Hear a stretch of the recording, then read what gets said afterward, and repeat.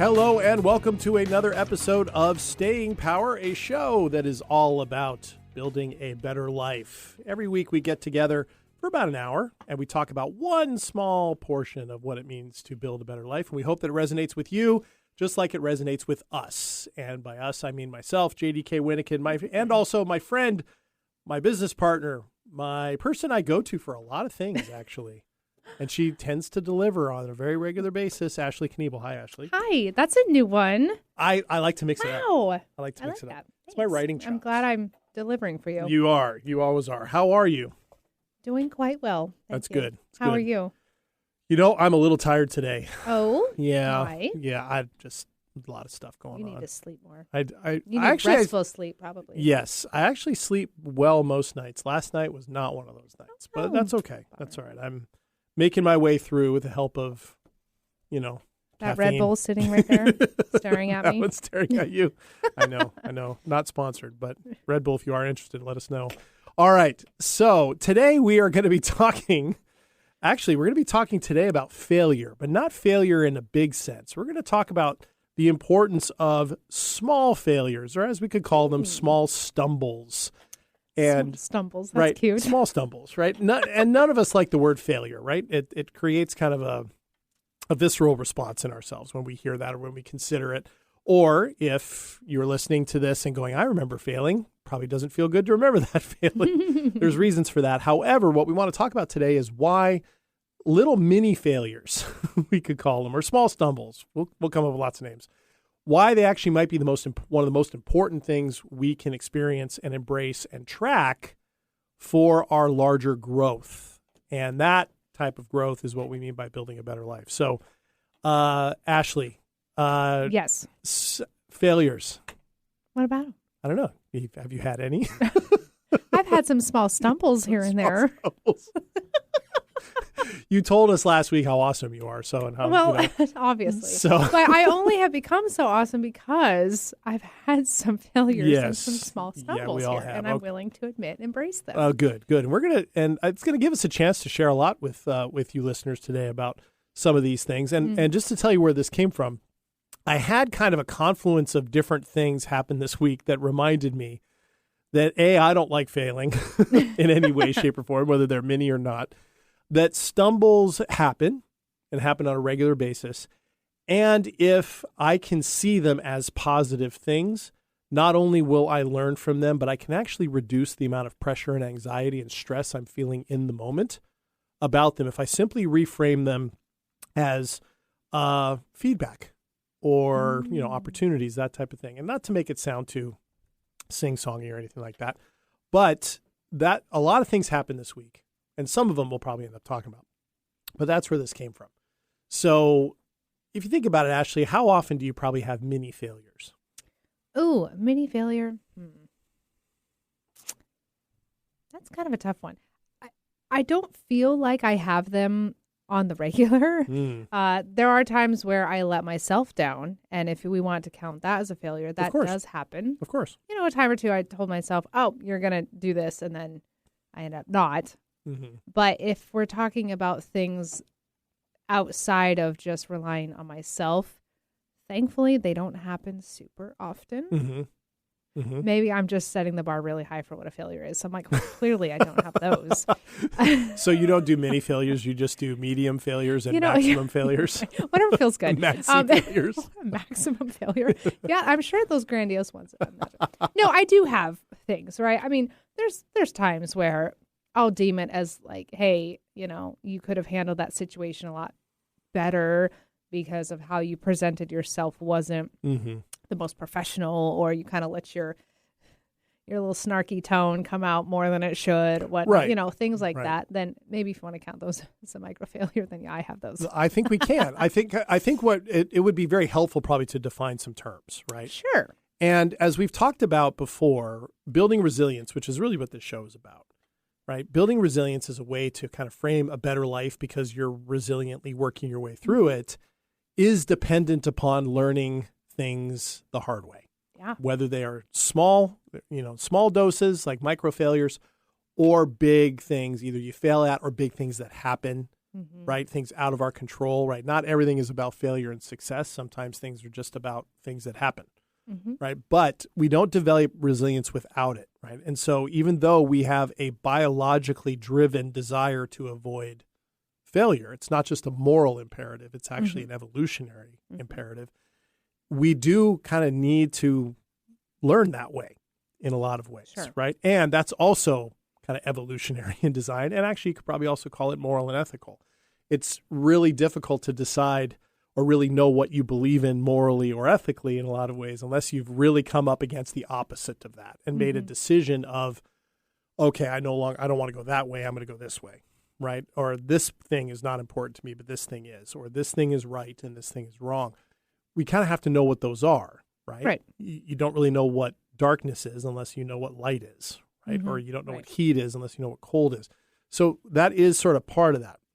And the evolutionary part of this is we are risk averse for a reason, because the people who don't stand at the edges of cliffs, literally or figuratively, are more than likely to not fall off said cliff and pass on, right, their genetic material. And it keeps going.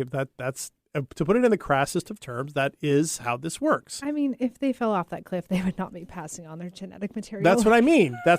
Is if they fell, but if they aren't anywhere near the cliff, then there isn't really a chance of them falling off the cliff. Probably not. Right? That's the idea. Now, that's very, very simply put, right? Very basically put. However, that is that. Our amygdala in our brain is the part that kind of helps regulate fear. It helps us assign value to things, and it tells us when we have a visceral response to danger. Like, anytime we have those things, we're just like, yeah, I'm not going into that dark alley, literally or figuratively. That's from that response. It's meant to do that. It's meant to keep us safe. And we tend to assign failure as an unsafe thing, because it could be in some ways, right? Could be. You fail to drive your car well, you drive it into a ditch. Yeah, or you drive into somebody else. I mean, right. Those failures are almost like the little barriers that we've been given in life, kind of like the bumper walls when you're going bowling. Oh yeah, to like help you learn. What are those called? Yeah, they're bumper runners. Bumpers. Yeah, those things. Yeah. Because when you're growing up, you go to school, you go to religious structure, family, and then you get a little older and you start going to the workforce type of thing. There are these rules and guidelines that you are taught. And it's essentially like, if you stay within these, then you will not fail. And in our younger years, at least in mine, failure was like a horrific thing. And I think that was self-inflicted on myself. I had very high standards for myself as a little kid. So failing at anything was like the worst. But I've noticed, like, as a kid, like, your punishment always followed a failure. Of course. And now when you get older, unless it's in like a professional setting, like workplace or something like that, or maybe you mess up in a relationship, there is a form of punishment. But I'm like, whenever I do micro fails on myself, there's no punishment.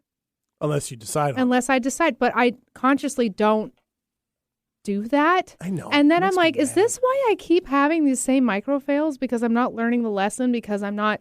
Oh, they keep happening. The same ones will keep happening. And I'm like, because you don't punish yourself? No one is telling me there's no repercussion for my little fail. That's interesting, because at first I was just joking that it makes me mad. But like, you don't have any consequences. You don't punish yourself, because I punish myself for every little thing. I tend to. I don't. I know. Maybe but I now should once in a while. But, and I'm like, answer's probably in the middle. Probably somewhere. You don't want to be too hard on yourself, but at the same time, right, that might be something worth looking into. Well, and I think it's a great point, because you're talking about conditioning, right? We get conditioned in the families we grow up in the environments that we're in school. In some ways, the way schools tend to be laid out there is by success versus lack of success, right? And so the idea of if you're successful, you're getting A's. If you're getting less than that, it's varying degrees of success and or failure. Right. And depending on lots of different contexts, it could be cultural, it could be lots of different ones. Some levels of failure are higher than others, right? So there is that. Workplaces, it's the same thing. So, mistakes tend to be highlighted and punished in that conditioning. And so that heightens fear, takes us back to the amygdala response. So see where those two things come together? See, I know, pretty good, right? Wow. All right. So what are some micro fail examples that come to mind? Oh, do you have any? We can go anywhere. When you're a kid. I mean, I have like a couple that came to mind when I was thinking about this topic. Mm-hmm. There was one. Gosh, I was very little because I was learning how to ride my bicycle, and I did not have training wheels. I got rid of those very fast, but I was still very young, probably like single digits.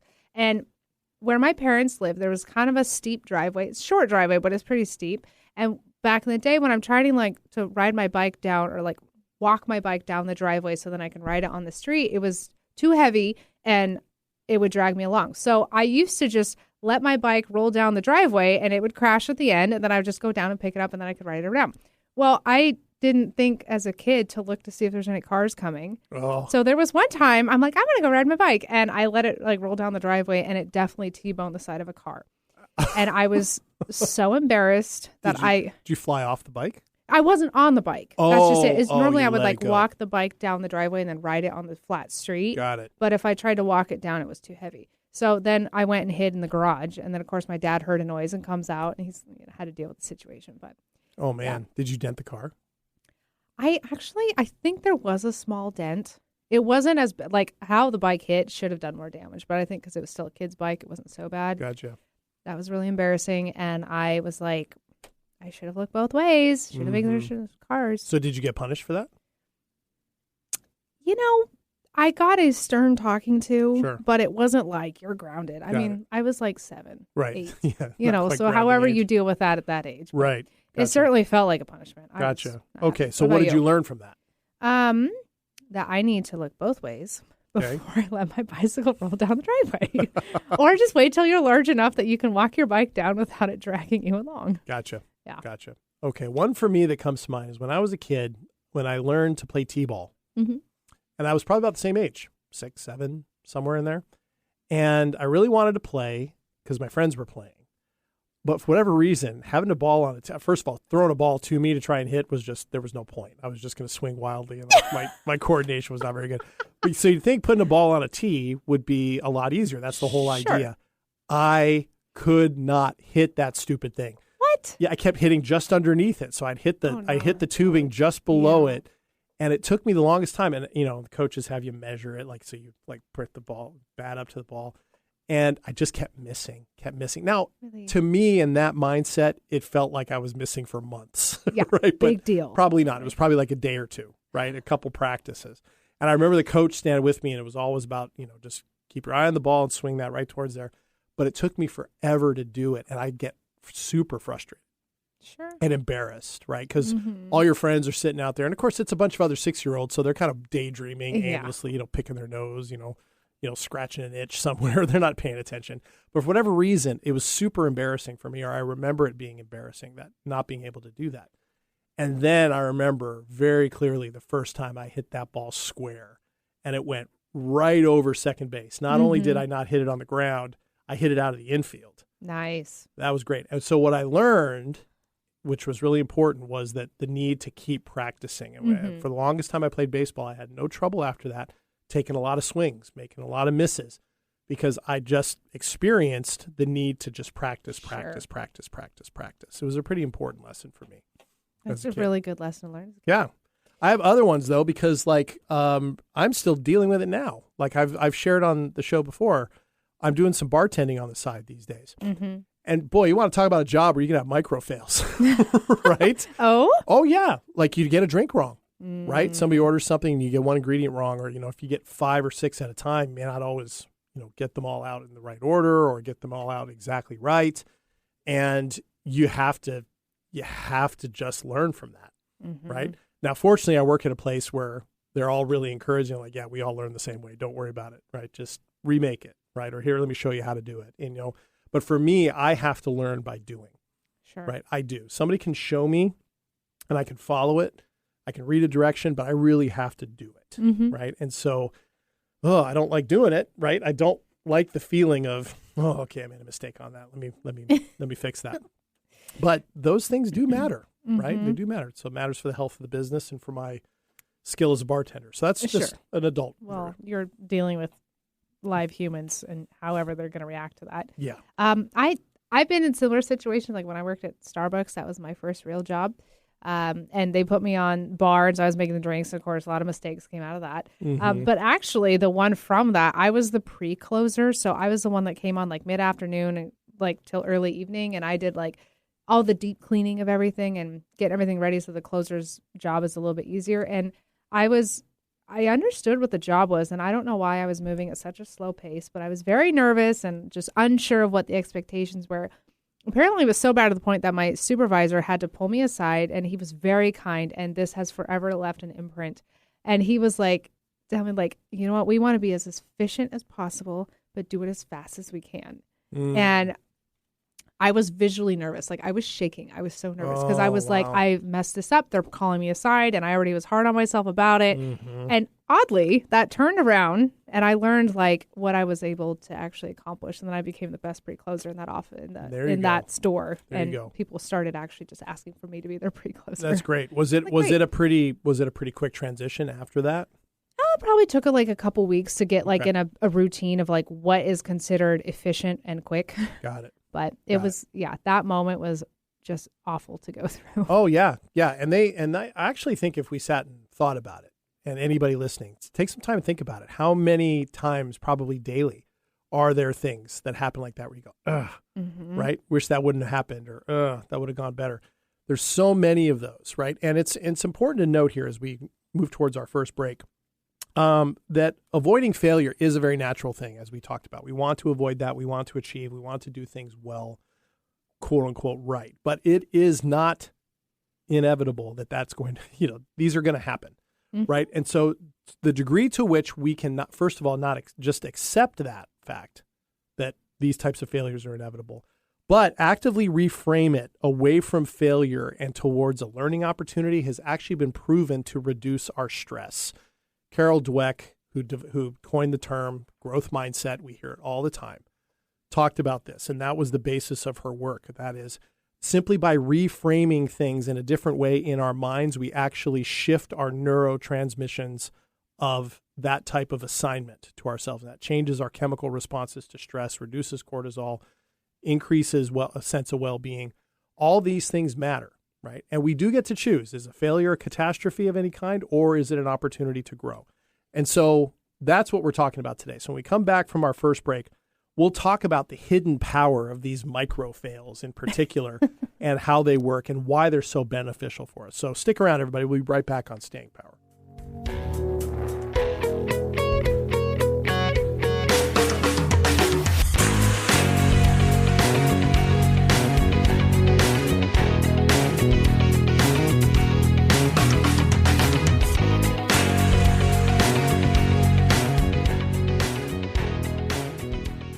Are you ready to discover remarkable stories of resilience and cultural connection? This is Diaspora, a show sharing the journeys of first-generation immigrants from the Indian subcontinent now building their lives in North America. Inspiring, insightful, and always engaging, Diaspora offers a unique perspective on the immigrant experience.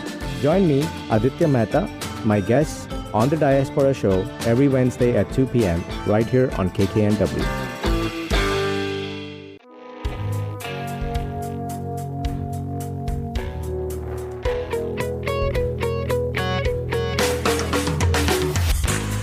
Welcome back to Staying Power. JD here with Ashley. Hello. And we are talking about small stumbles, mini failures, micro fails, whatever we want to call them, those little things that can happen quite often that we never like, but actually, if we really stop and think about them, and if we just reframe them just slightly, can be really, really positive for us. And it's not just me saying it, it's study after study after study over the last 15 to 20 years showing that is how we build resilience. In fact, little things like that happen a lot more often than the big things that we tend to focus on. And so if we can learn how to better handle the smaller things and reframe the smaller things, it puts us in a better position when the big things happen to be better able to reframe them rather than waiting for the big things to happen and just crossing our fingers and hoping that'll work. Right, Ashley? Mm-hmm. All right. So that kind of research, I think, is really important to what we're going to talk about in this segment, right? The idea of little small things, small stressors, us reframing them to grow, can actually build our stamina over time or our resilience over time in really profound ways. Just like saving $5 a day, right? And putting in your bank account can add up over time when it's building interest. Or I think about automatically, going to the gym, getting exercise, right? You don't lift huge amounts of weights right away. You have to work your way up because, of course, you have to build the resilience in the muscles. Those tears, those fibers, they have to heal. That's why they get sore and they get stronger. Right. Right. So those are the examples that I think of. Sure. I mean, I would say like jiu-jitsu is kind of the same way. Oh, yeah, I bet. Especially if you go consistently. But your first year is incredibly humbling because, oh man, especially if you've never done anything like this before, everything you're doing is weird. You're very close to people that you don't know. Like there's no, because it's a lot of grappling. Yes, right? so it's very similar to like wrestling, right? So there's like zero space between you and another person, and you're doing all these weird moves, and especially if depending on how flexible or how athletic you are, maybe they're comfortable, maybe they're not, and it's kind of a two-sided coin with that of like learning the new like moves that you're doing and the new combinations of things and whatnot and submissions. And then it's also like, how do I get my body to do that? And then how do I remember? How do I build the muscle memory, but also like the actual memory of like when they call out something, you know how to do it. It would seem it's really overwhelming in the beginning. It's really fun, but it's a lot. Well, I would think too, just having to learn how to deal with your personal space, like having none. Yes. We're not really used to that. You have to get over that. You have to get over that. Right? Not your jam if you Yeah. I mean, I remember learning sports when I played basketball when I was younger. I remember when I was first introduced that as to the physical sport that it really is. Right? There's not a lot of pads. There's not a lot of any of those things, but it's physical. Right? So it's not just shooting baskets. I remember getting knocked around quite a bit in middle school and high school. I was very tall and very skinny. So I was not really ideal for any position in basketball. So it was tough. Right. But soccer, the same thing. You to survive soccer, you have to learn how to get kicked in the shins, 15, 20 times a game and keep going, even though you have shin guards. I mean, I remember still having bruises all up and down, and you just have to get used to that. Right. And after a while, it doesn't slow you down. You get used to the pain or you get used to the shock of it. Your body experiences you being okay with it. It was like that in kickboxing. The first time I got punched in the face was bet. awful. Wow. Punched in the face or kicked in the face? It was punched in the face. Okay. Yeah. Wow. I made the mistake, and so then they ended up hitting me in the face. And it didn't go well the first time. It really it was very jarring because I've never had that. And it wasn't like awful. It's not like my nose is broken, but it was definitely like a shock. And then, after training and whatnot, 6 months down the road, I got hit a few times and it was like it didn't happen. So I was like, wow. Okay. You just, repetition. It's not like that was part of our normal routine to do that to each other, but it does happen on occasion, and it got better. I remember seeing that's good. I remember seeing a movie one time. I can't remember what it was, where one of the characters said one of the most important life lessons you can get is learning you can take a punch in the face. It's absolutely true. It's true. It's true. To know that you can, because nobody looks forward to it, right? Everybody's worried about it. But if you do take one, I've taken a punch to the face. Right. And I survived it. Right. I've also given a punch to the face and survived it. That sounds like fun. Interesting story. But nevertheless, that was actually important too, because I was bullied a lot as a kid.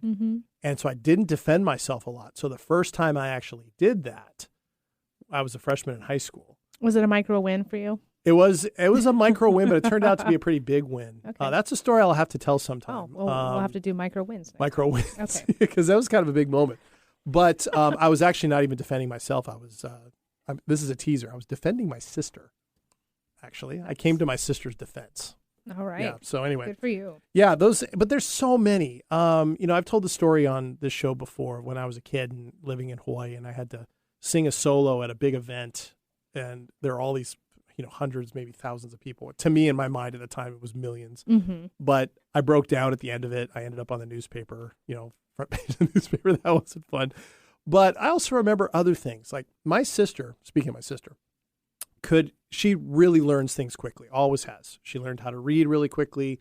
She learned how to read music and play music really quickly. She could pick up on new languages really quickly. I was not that way. It took me longer. And so I had this automatic comparison when I was a kid, with my sister. Not my sister's fault, right? Just that was the comparison.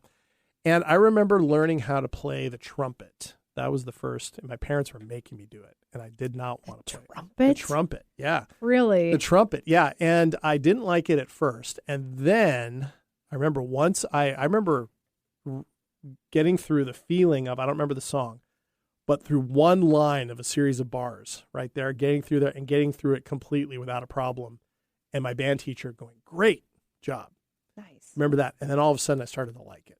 Right. And it was a struggle. It was like T-ball again. I mean, the notes are all, it's tough to, it gets tough on the mouth. Yeah, I was going to say trumpets are not. Yeah. Yeah. And easy. then I remember one of my teachers giving me a record of Miles Davis, right, who played trumpet, jazz trumpet. I mean, great, perhaps the greatest of all time. And I never played like that, right? And I'm not even that huge of a jazz fan, but I remember going, whoa. You can turn this weird looking brass thing into something magical, right? So that whole thing, and it led to an appreciation for music for me. But yeah, so I remember that too. There's all these different examples, right? Do you have any large fails? Oh, of course I have large fails. That's all I ever talk about on this show are my large fails. I think it's a better question to ask about your large fails, but you asked me first. Large fails that we learn from. Absolutely. And I think we all have those moments, right? We all have those moments.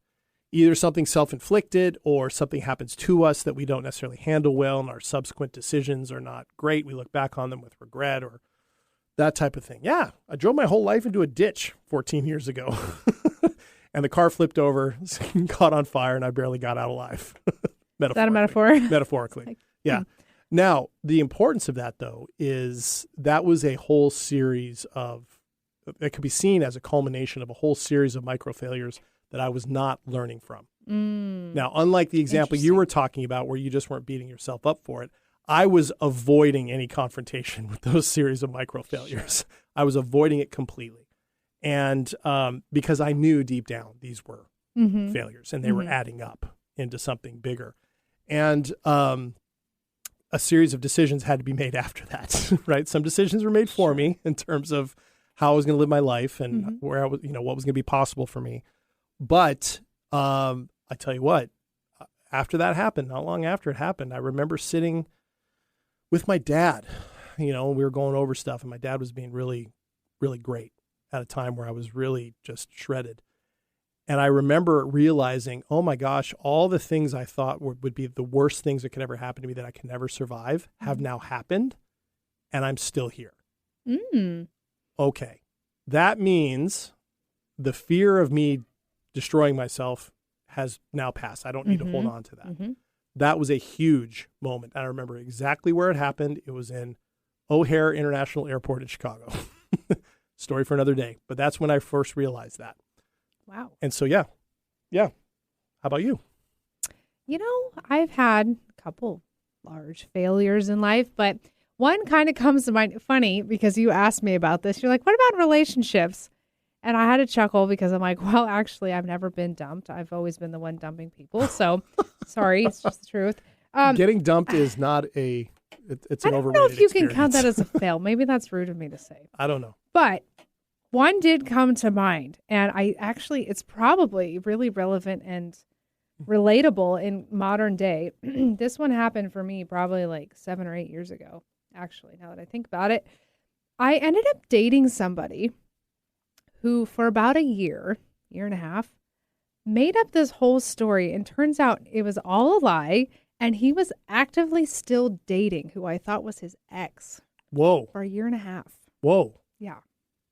That's okay. Why is that a failure for you? I know there's a lot of things. Why is that a major failure for you? Because there was a lot of signs that I chose to, out of the goodness and like good faith of like, okay, no, it's just a weird situation. Like they're just dealing with this. Oh, they can't break the lease yet. Okay, but they're going to break it soon, and go their separate ways. So he's just waiting for that to happen. Whatever. Little stories like that would come up. And then it kind of ended up just becoming, I was like in my own denial where I was I've sold myself on this story so much that I'm with this person that even though people are trying to tell me like things are not adding up, I'm like, I am not going to allow myself to look stupid, even though I did, because I still chose to stay in this situation, believe it. And then come to find out everything came out online and the whole like year and a half previous was all a full lie. That's how you discovered it, was online? Yeah. Yep. online photos. And then the whole Wow. thing came out, and I'm like, honestly, when I've heard stories like this, I'm like, how does someone do that? And then I'm like, I have been that person. And you feel awful because then I'm like, I was like the third, the other girl in this whole time. And I didn't even know I was the other girl. Oh. And then that felt bad. And I'm like, okay, no, you can't sell yourself on that story because you didn't know. So, okay, that's a him problem, not a you problem. But yeah. There were signs. There were some signs that now looking back, I'm like, okay. And I learned a lot from that. Yeah. I learned so much. I bet. Yeah. For example, not to believe those types of things. Yeah. Yeah. Pay attention to those flags when you see pay them. attention to those things. When something doesn't feel right, it's probably not right. And if you feel like you constantly have to be digging around in things to figure out stuff, then that's clearly a sign that like there's no trust there, and you should probably not be in this situation anymore. But, right. Yeah, that was not a fun situation. Oh no, that would not be. And yet, in both cases that we just brought up, much more common than I think people realize. I've spent a lot of time in the last 14 years with people who completely combusted their own lives the way I did, and many of them in more spectacular fashion and with farther reaching consequences, which on one hand is sad because these are people you get to know and care about. On the other hand, you can go, wow, okay, it could have been worse, right? There's that. And in your case, not just in relationships, but in some ways you're describing, for example, our entire political culture right now, right? People just continuing to like hold on to old ideas and wanting to anchor them, even if evidence comes forward, right, that challenges them. And I think it has, and to be really compassionate about it, right? Maybe more so than some people would like me to be, but be compassionate about it in the sense of it can be really hard to let go of something if the message I am stupid for having believed this in the first place, or, I'm going to be seen as a failure. I'm going to be seen as an idiot. I'm going to be seen as foolish. Those things are real, and those things can make us hold on to things long after we've actually seen the evidence that they're bad for us. And then that becomes, and I'm glad you mentioned that, because I wanted that dividing line to be clear, because on one hand, his failure, this guy, is the biggest problem here, right? That's the biggest problem here. But you being able to identify where yours took over, I think is such a key part of building resilience, where we can learn where is that line where on my side of the street, I'm responsible for this. Even if I'm not responsible for what this guy did, I'm responsible for how I responded to it. Where did that line occur? And it sounds like you found that. I did. Because, I had to face myself on it. And I'm like, yeah, I could pity party. And, I had obviously some major distraught feelings and so on, but betrayal and all that. However, I'm like, well, and all that. I mean, there's such a mess of emotions that come out of this. I was like so angry, and I was upset, and then I was sad, and then I wanted to make terrible things happen for them. And then I'm like, no, don't do that. Be the better person. And it just one after another. And then I'm like, well, why don't you just start owning your side of the fence here? Because there's two of you in this for a year and a half. And obviously you were doing something to make this still work. Why?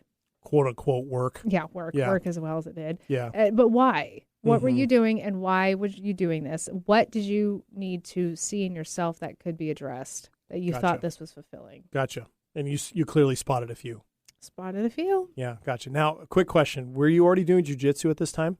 No. You weren't? This was one of the reasons why I started jiu-jitsu. Oh, okay. Only because it was part of like a 25-year-old life crisis. Sure. And I was like, I need to leave the state. I don't want to be here anymore. Oh, wow. And took a life of its I own. needed to do something, right? Because, I mean, he was like in all the common places I'd always go. So I'm like, I need to rearrange myself. All right. And then I started jiu-jitsu. So anybody out there that is going to spend any time with Ashley, watch it, because if you do a parallel life thing, now she can throw you through the floor. And I might enjoy it. might enjoy. That's so great. Okay. All right. Well, these are all, I mean, we're laughing about it and we're on the other side of these things, right? So that makes it a little bit easier. At the same time, when you're going through it, whether it's a micro failure that, might resonate a little more, might tell you that it's touching a nerve somewhere, those can be beneficial. And the big ones, of course, can be beneficial too, but only if we are willing to reframe it and we are willing to do intentional work to be uncomfortable in such a way to reframe that. It's not something we can just flip a switch and do. I also don't think it's as difficult as we think it's going to be. It's why I really wish that we did a better job collectively of introducing kids to this, right? Yeah. And I think really good teachers do know how to do that, right? And I think good parents know how to do that. Introduce kids to situations where they can have little mini failures that are treated as kind of feedback opportunities. Right now, I think it's kind of a mistake to talk to kids like little adults, like try to reason them through it. Sure. Right? I think there's better ways to do that than others.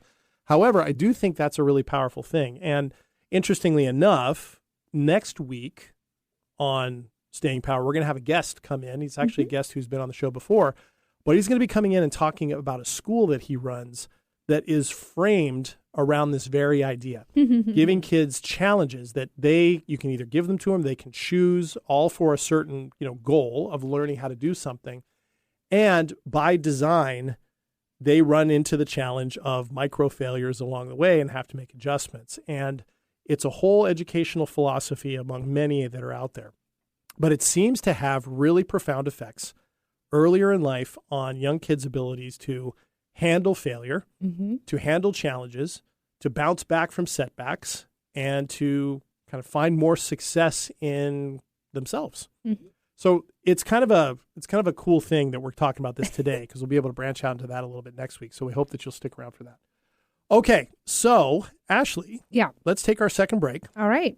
When we come back, we'll talk about some practical ways that we, including us, our listeners, can apply some of these things, get intentional about these mini failures. We'll also do our weekly segment, which this week is 2 Minutes of Terror. So come on back here on Staying Power just a minute.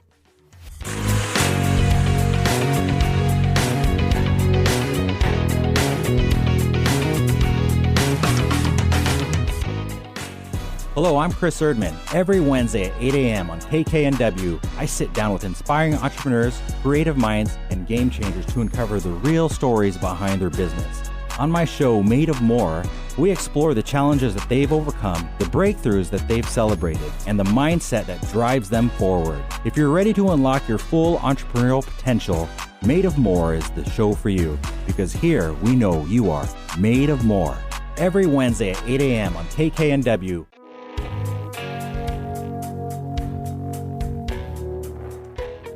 Welcome back to Staying Power. JD here with Ashley. Hello. We are talking about the power of micro failures, little stumbles, not necessarily the huge mistakes we make in life. Those are instructive too. But the ones on the daily that over time can really build up our resilience. I think it's something that we can all relate to, and it makes this feel a lot less scary. But before we get into practical tips that everyone can start applying right away, let's do our weekly segment where Ashley and I each take 2 minutes to talk about something that happened during the week that was either a terror or a triumph, what we learned from it, all in the name of vulnerability and sharing. And we hope you'll do the same. This week, we've got 2 minutes of terror. Here we go.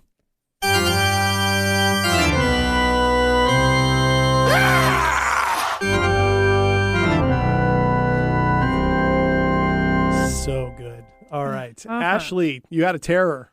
Yeah, I guess I could say it's a terror. I had in my professional life, I've had a few conversations over the last handful of weeks, we'll say. And these are kind of conversations that I haven't had before or not in this way. So there's some newness to it, which is a little bit, unnerving. And I was very nervous going into them only because I was sure of myself and I had no idea how the other person was going to respond or react, or how that domino would continue downward. Right. So they ended up being all right. Like, they concluded fine. But the feeling of it, I'm like, all right, Ashley, get it together. You're almost 35 years old. You've been in this profession for a while. You know your stuff inside and out. You're very confident in yourself. What is wrong with you?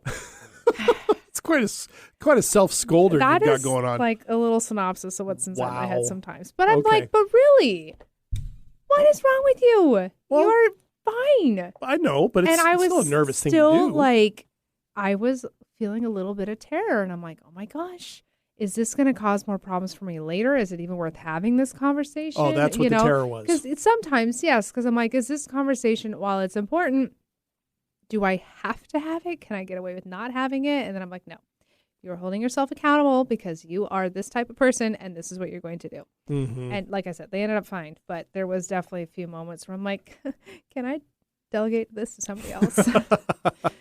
Why am I the adult in the room right now? Those types of conversations when you know they're coming and you're not quite sure how it's going to go. Yeah.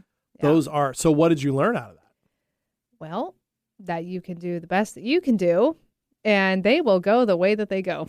Because you can, in those instances, you can only control and handle yourself. Right. And how it lands for other people, no matter how well you can put it, it may go great for them. It may not go great for them.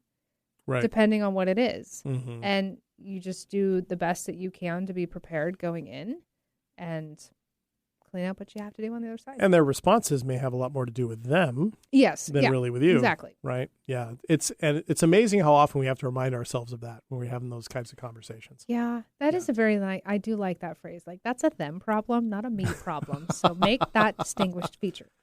Oh, right, that's funny. What do you have? Okay. Mine is actually similar to that. But in the personal realm, I have a very dear friend of mine who we just have not connected in a while, right? It's just been a little more quiet than I'm used to. And this is a really important person. And we ended up finally reconnecting on the phone the other night. And it wasn't some huge, profound moment or anything like that, but just this realization, this reminder I had. I went into the conversation with some trepidation. I had worked up a story in my head, or at least a small version of a story that was sitting back there, that we were going to have some conversation about kind of like a state of the friendship kind of thing. And instead, it was the exact opposite. And instead, what happened was what always happens with this same friend every time that, there's a little bit of distance for a while, we always come back on the backside and reconnect. And the moment of terror was thinking it was going to go a certain way. And then, of course, I suppose I could call it a triumph. The other way was, here's the reminder. The track record with this friend is that we do that a lot more often than we have an issue that we really need to talk through. We're not afraid to do that. Mm-hmm. But it was interesting to catch that, for me, with all the talk and all the work I do with clients and with myself about various stories, we can still tell ourselves these stories out of this kind of fear of something important to us changing. Mm-hmm. So, yeah, the terror had more to do with going into it, going, how's this going to go? Similar to what you said. Mm-hmm. How's this going to go? And the best I could come up with, though, unlike scolding myself like you did to you, was just remember to breathe. Jay, just keep breathing during the conference. Just keep breathing. Everything will be all right. And it turned out to be just fine. And and it was so the opposite of anything. Everything was great. So I think Ashley's going to need a moment because she's absolutely dying. It's so on brand for you and I that you're always so intuitive. You're always so somatic. You're like, I can feel things. I just breathe through it. And like and I'm over here being like so difficult on myself. Yeah, just the worst critic over here. There are times I think about, Ashley, just breathe. Jeez, you don't have to. JD, don't you ever pep talk yourself? You don't have to put yourself together over there. You don't have to put like a dunce cap on yourself and put yourself in the corner. Put yourself. Nobody puts baby in the corner, except yourself. That's okay. But these are the things we wrestle with, right? So you either have a tendency to not punish yourself or to scold yourself at an intense level, right? Mm-hmm. Okay. I have a tendency to get wrapped up in the stories about things that I'm hoping won't happen, and I can get out ahead of myself, right? Yeah. And that part's challenge. Anyway, that was my terror. So, okay. All right. So back to tips on how to reframe these micro failures that we all, these little stumbles we have that can be so frustrating, right? And we've all had days, I'm sure you've had days where at the end of the day, you're so frustrated. You look back and go, it's just because a million little things went wrong. Yep. Right? Quote unquote went wrong. Right? It can be so many things. Like I remember having days like that where on one hand, couldn't find a pen that worked. Right? Wouldn't get the people I needed to email me back, didn't email me back, or needed to call me back, didn't call me back. Or, best laid plans. Somebody had to change plans at the last minute or whatever the case may be. Those little things can stack up on us. But when it comes to the failures that we have, I think the beginning of the shift is to remember that all failures are just like, sore muscles from lifting weights, right? Or correction you get from a teacher at jiu-jitsu. Though that's feedback. Mm-hmm. feedback on how to do that thing a little bit better the next time, a little bit more smoothly the next time, a little less failure, a little more success, however we want to do that. But to treat failures as first and foremost feedback. And I do try to give myself that name when I realize and go, okay, that's a failure. No, that's feedback. What's the feedback? That changes the question, because the failure is I did something I should not have done, or I could have done better, and it's self-focused. Whereas the feedback is, here's how I can do this more effectively, which is a much different message. Oh, sure. And it creates a different emotional response in the body. So I would ask anybody listening, think of a mini failure like that. Call it a failure. Notice how that feels, wherever that might be. And then instead, reframe it as feedback. Tell me if you feel something, even if just the slightest thing. If it's just the slightest thing, there's something there. And if you don't feel that, that's okay too. Just keep trying it. See what happens. I think that's the first step. I think that's a good one, actually. Thank you. Thank you. I like that. You laugh at me when I talk about that stuff, but you do like it. I might try it once in a while. I would say in a safer setting, if you have one, I would encourage you to share a mini stumble, whatever you want to call it, that you might have from time to time. Whether with somebody else. Yeah, well, depending. Maybe it's you writing it in your journal. I see. You want to talk about it with a trusted friend or somebody, a colleague of yours that feels safe, where they're not going to be judging you, and you're not going to obviously cause any damage or out anybody for anything if something goes wrong, right? But to get in the practice of speaking out loud of what it was, because you start to learn that it's not as embarrassing when you actually own it. This is true. And embrace it. And it's like, yeah, did that, messed up. Okay. And then you probably are going to be talking to somebody that will then be like, oh, yeah, I could do one better. And then it almost becomes not fun, but it feels better talking about the fact that, oh, this happened. And hey, look, I survived. Yeah. And what can I learn from it, like you said, and then incorporate like the feedback of it of like, oh, okay, well, I did that. We all know that wasn't great. What can I do better? Right. And it also opens the door to empathy, because you can realize that you're not the only one going through that. Somebody else realizes they're not the only one going through that. And depending on who it is, if it's a friend, if it's a partner, that can actually lead to more intimacy in that sense. It can be really good. It's something that we as coaches experience a lot, right? We encourage all our clients to talk about these things. And without fail, as they talk about them, they make realizations about them, right? I mean, it is amazing, right? We are designed to work things out a lot more by speaking them out loud or writing them down than we are just by swimming around in our own heads, right?